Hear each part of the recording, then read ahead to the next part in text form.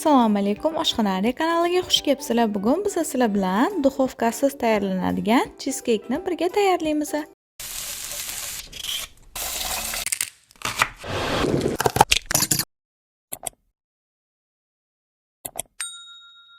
Kerakli mahsulotlarni ekranda ko'rishingiz mumkin.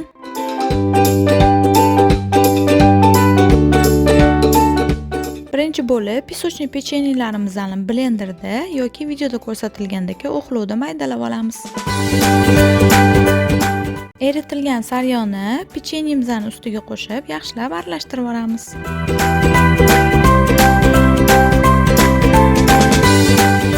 Keyin pishiradigan formamizni yog'lab olamiz, cheescake yopishib qolmasligi uchun. Endi formamizga solib, yaxshilab tekislab chiqamiz va xolodilnikka yarim soat 1 soatga qoldiramiz. Endi cheesecake'imizning nachinkasini tayyorlaymiz.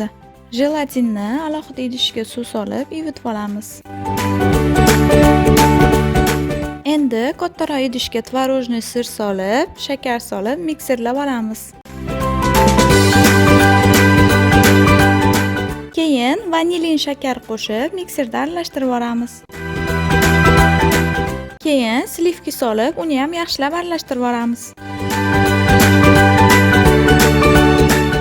Nachinkaga jelatin solishdan oldin 30 sekundga mikrovolnovkaga qo'yib eritib olamiz va nachinkamizga qo'shib yaxshilab aralashtirib olamiz.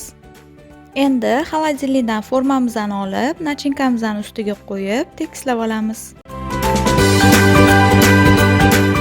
Cheesecake'imizni minimum 5-6 soatga xolodilnikka qo'yib qo'yamiz. Endi cheesecake'imizni xolodilnikdan olib, o'zimiz xohlagan mevalar bilan yasatishimiz mumkin. Agar sizlarga videomiz yoqqan bo'lsa, like bosishni, kanalimizga obuna bo'lishni unutmang. Yoqimli ishtaha!